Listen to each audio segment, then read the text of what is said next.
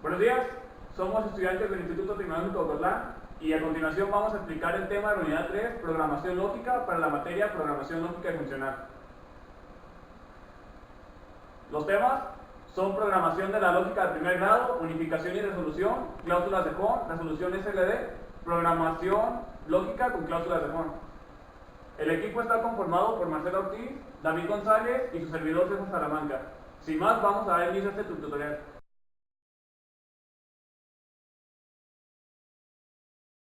Programación de la lógica de primer grado. Son lenguajes formales diseñados para estudiar diferencia de los lenguajes de primer orden. Los lenguajes de primer orden son a su vez lenguajes formales con cuantificadores que alcanzan solo variables de individuo y con predicados y funciones cuyos argumentos son solo constantes o variables. Bien, vamos a explicar unos conceptos básicos para entender mejor este tema. Los predicados. Un predicado es una expresión lingüística que puede conectarse con una o varias otras expresiones para formar una oración. En el primer ejemplo tenemos que Marte es un planeta. El predicado es un planeta, ya que Marte es el sujeto y lo está describiendo. En otro ejemplo tenemos Júpiter es más grande que Marte. En este enunciado el predicado es más grande que, ya que está uniendo las oraciones a los sujetos Júpiter y Marte.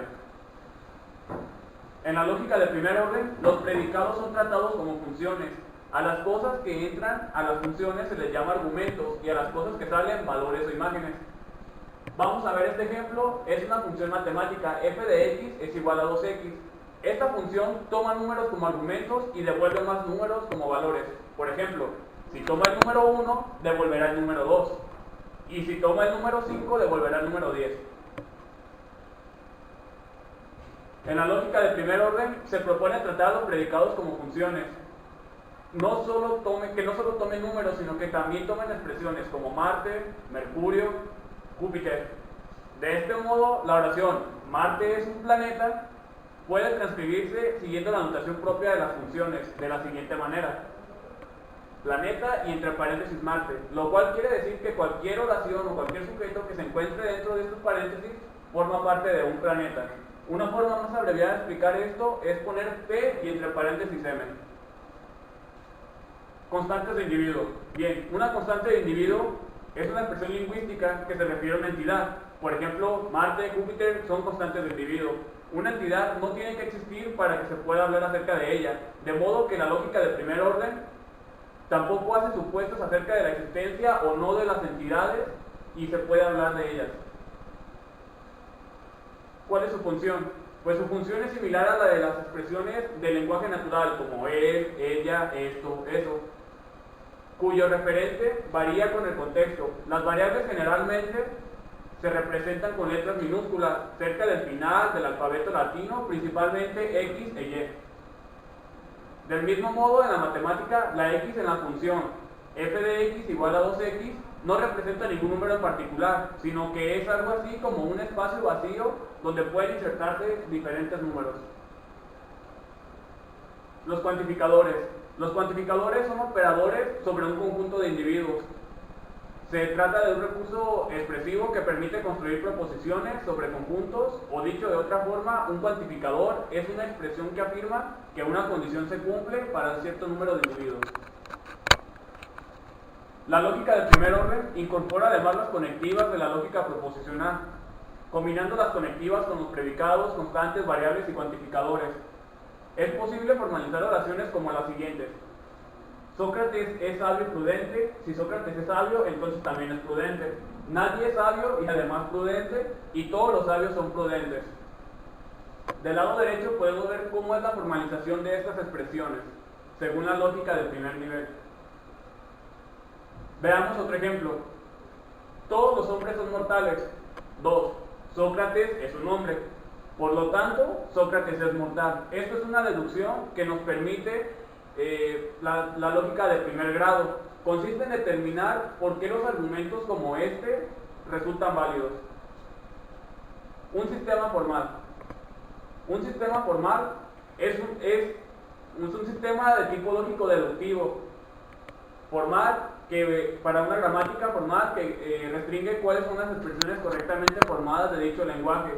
y las reglas de inherencia y un conjunto de axiomas que permite encontrar las proposiciones derivadas de dichos axiomas.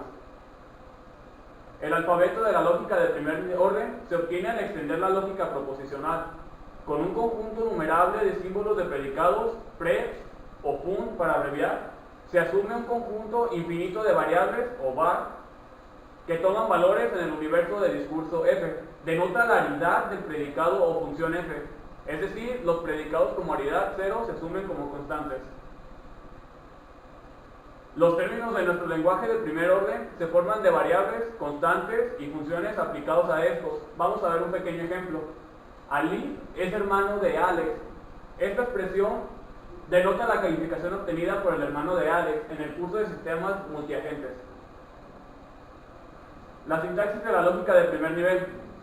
Esta sintaxis se va a definir mediante 10 definiciones, las cuales a continuación se muestra la número 1, y la cual nos dice que un término se define por t igual a x sobre c y las funciones de t hasta t, donde x va a pertenecer a una variable y la c pertenece a una función dada. La definición 2, donde θ es igual a p de t hasta t a la n, donde p pertenece al predicado y es un símbolo para abreviarlo, así como t denota términos sobre funciones y x valor. La definición 3 se trata sobre la interpretación. Una interpretación con respecto a un dominio de discurso D es una función que satisface las siguientes propiedades. Si beta pertenece a la función y a θ igual a 0, entonces la variable con A nos va a permitir decir que el caso de las constantes, si A pertenece al predicado y N, entonces el caso es un predicado. En lo que sigue, se asume que las variables en las funciones de f están acotadas, es decir, bajo el alcance de un cuantificador. Decimos que el símbolo es entonces donde se van a escribir las funciones a trabajar. Toman valores de acuerdo a la asignación y entonces tenemos que la definición 4 trata sobre la semántica de átomos, donde se puede decir que m y θ sí y solo si la b pertenece a θ y pertenece a la variable. La definición 5, semántica de negación, y la definición 6, semántica de disyunción. Estas definiciones solo se van a cumplir siempre y cuando las dos funciones sean positivas. Para formular la regla semántica de las expresiones que contienen cuantificadores, necesitamos el concepto de asignación de variables alternativas, que es la definición 7, la semántica de cuantificador universal, y la definición 8, semántica cuantificador existencial. En estas se van a cumplir las asignaciones de variables de x alternativas y tal que la variable sea verdadera. Una función de f es válida en el modelo M si y solo si m es una variable basada en HD. Una función de f que es válida con todo modelo se conoce como universalmente válida. Un resultado estándar importante es el principio de reemplazamiento, expresado de la siguiente forma.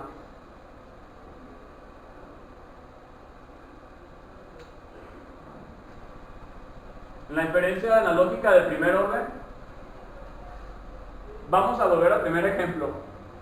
Toda madre ama a sus hijos.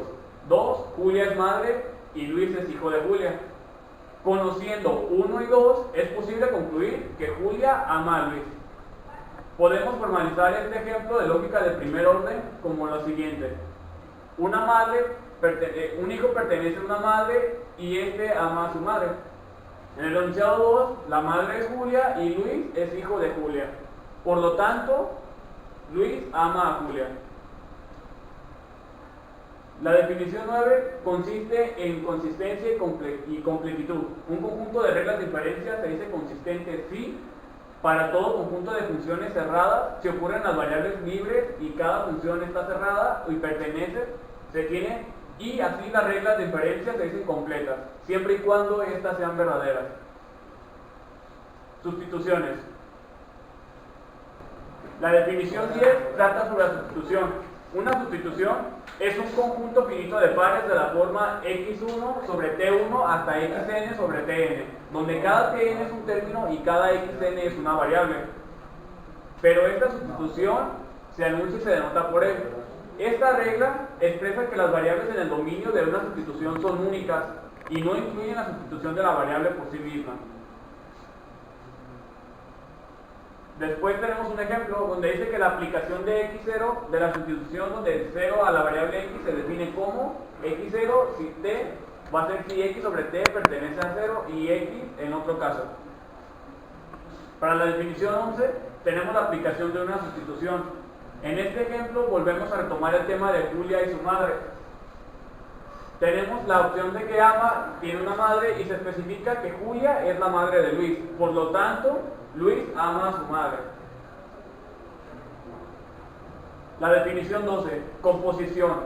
Sean 0, sean θ o dos sustituciones de la forma de x1 sobre s1 hasta xm sobre sm y y1 y t1 sobre hasta yn sobre tn. La composición θ se obtiene a partir del conjunto x sobre 1, 0, 1 hasta yn sobre tn. De la manera siguiente, eliminar todas las x sobre si para las que x, y así con esto se eliminan aquellas y sobre i hasta tn para las cuales pertenezcan al dominio.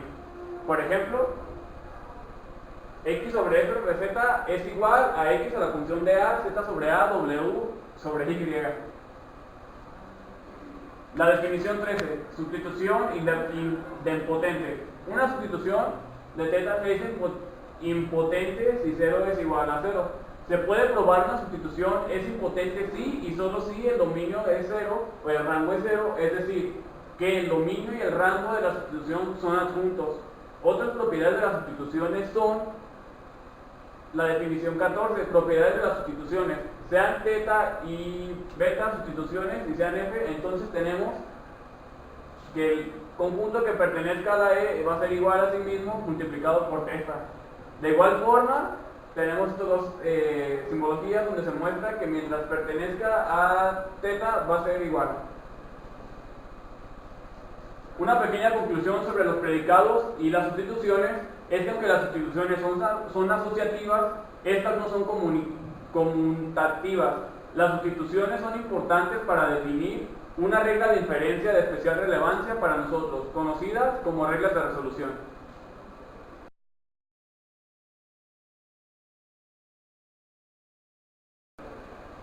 Unificación y resolución. La deducción natural consiste en un sistema de reglas de inferencia que permite construir deducciones, es decir, a partir de algo podemos deducir o llegar a otra cosa hasta que encontramos una conclusión. Se trata de un método puramente sintáctico, donde solo nos ocupamos de manipulación de símbolos. Es un método interesante para construir demostraciones, sin embargo, es difícilmente mecanizable. El algoritmo de resolución. El método de resolución es un intento de mecanizar el proceso de deducción natural de forma eficiente. Las demostraciones se consiguen utilizando el método refutativo, es decir, lo que se intenta es encontrar contradicciones. Para probar una sentencia basta con demostrar con su negación, nos lleva a una contradicción con las sentencias conocidas. Algoritmo de resolución. Existen distintas estrategias de resolución: sistemática, con conjunto soporte, unitaria, primaria y lineal. El procedimiento de resolución consiste en un proceso interactivo en el cual comparamos dos cláusulas llamadas cláusulas padres y producimos una nueva cláusula que se ha inferido en ella. La resolución opera tomando dos cláusulas tales que cada una contenga un mismo literal en una cláusula de forma positiva y la otra de forma negativa.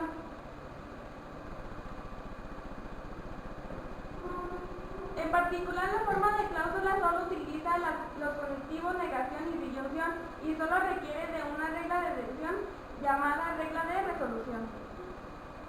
Por ejemplo, supongamos que tenemos las cláusulas siguientes, ambas verdaderas: invierno, disyunción, verano. Quiere decir, es invierno o es verano. Y negación invierno, disyunción frío. Quiere decir, hace frío o no es invierno. Aplicando resolución podemos combinar ambas cláusulas y obtener invierno, disyunción, verano, disyunción, negación, invierno, disyunción, frío. Ahora podemos hacer una simplificación, ya que invierno, disyunción, negación, invierno es una tautología. con lo que nos queda verano, disyunción frío, es verano o hace frío. Algoritmo de unificación. Podemos definir la unificación como un procedimiento de emparejamiento que compara los literales y descubre si existe un conjunto de constituciones que les haga idénticas. En primer lugar se comprueba si los predicados coinciden. Si es así, seguimos adelante. Si no, es que no son unificables. Si el predicado concuerda, comenzamos a comparar los argumentos. Si el primero de ellos coincide en ambos literales, continuamos con el siguiente y así hasta completar todos los argumentos. Para conseguir cada argumento de un literal sea coincidente con su homólogo en el otro literal, debemos buscar una sustitución que nos permita emparejarlos. La única condición que debe reunir esta situación es que ha de aplicarse a todo el literal, es decir, que la sustitución afecta a todo el literal y no solo al argumento en cuestión. Por ejemplo, se unificará P de XX con P de YZ. Primera sustitución Y por X. El resultado sería P de YY, P, YZ. Seguimos con la segunda sustitución, que sería Z por Y el resultado sería P de ZZ y P de ZZ. La sustitución resultante es la composición de las sustituciones Z por Y y Y de X.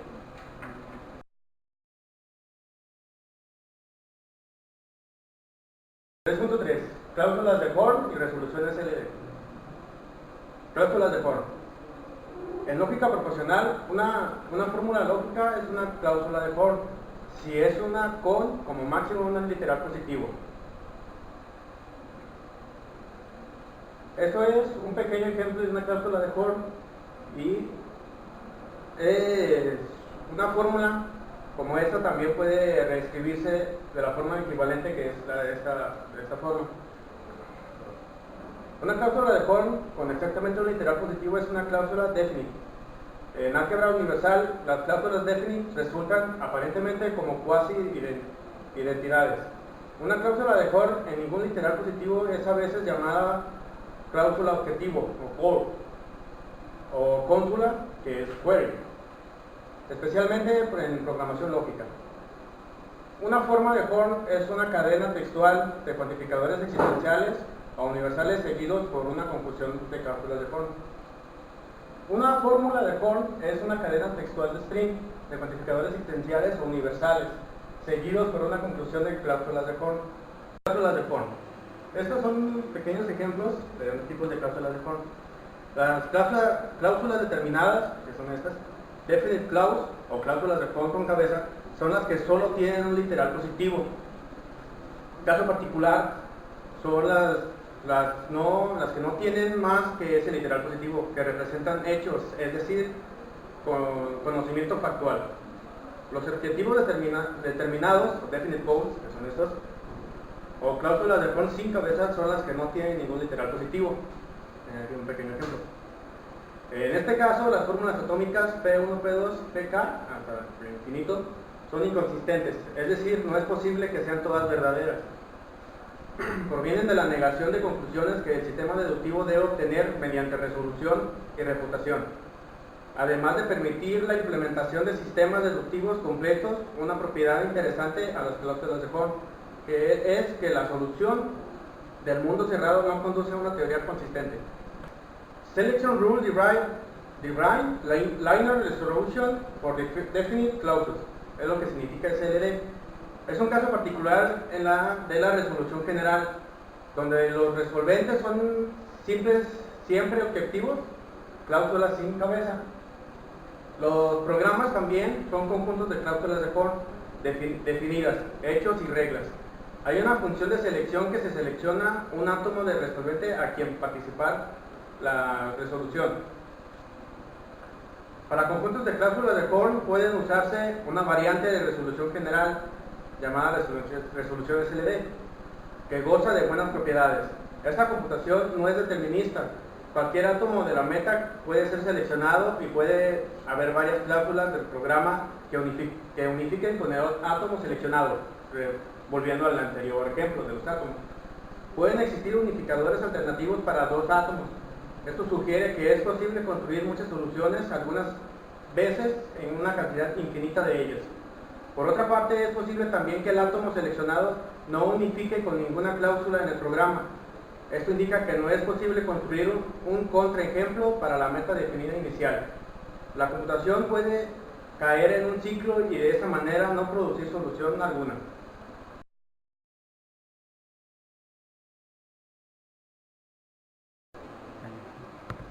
Programación lógica con cláusulas de for.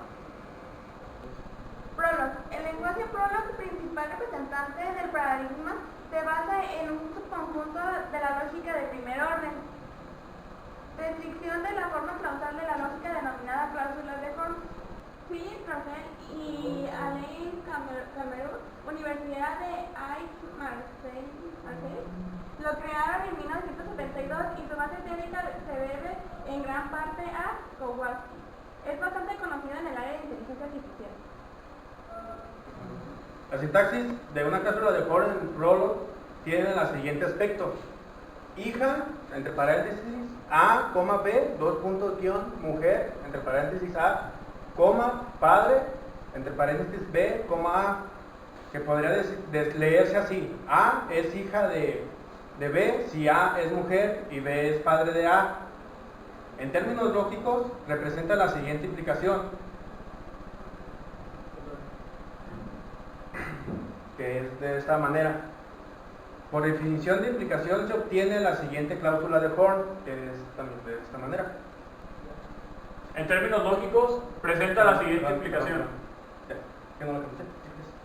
Obsérvese que en Prolog el símbolo, dos puntos, guión, separa la conclusión de las condiciones.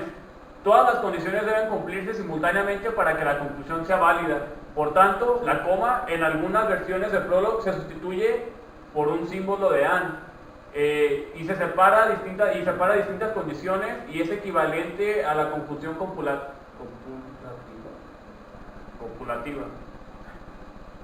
La disyunción se representa definiendo las reglas nuevas como la siguiente: hija de A, B, que es mujer A, y madre B de A.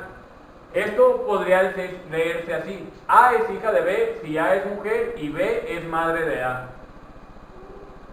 Conclusión. La programación lógica es un tipo de paradigma de programación que trata más que nada de los predicados y la relación que hay entre los elementos, y mediante reglas llegar a una conclusión. No se indica cómo se hacen las cosas, sino qué cosas hacer. A partir de eso, el motor de ejecución decide cómo hacerlo. Gracias por su atención.